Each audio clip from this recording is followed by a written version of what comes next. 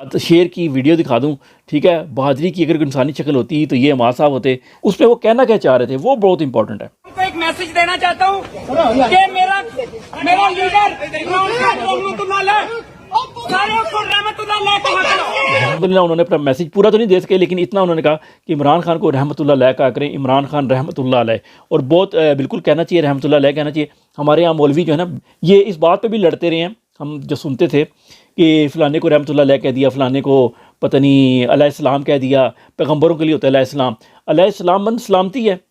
علیہ السلام علیہ مین اوپر، چونکہ عربی کے لوگ عربی نہ پتہ لگ جائے، عربی اب لوگوں کو سمجھ لگنے لگی ہے، اب ڈالیں فوراً، اب موبائل پہ آپ کو پتہ لگ جاتا ہے رحمۃ اللہ علیہ، اللہ کی رحمت ہو، علیہ السلام اللہ کی سلامتی ہو،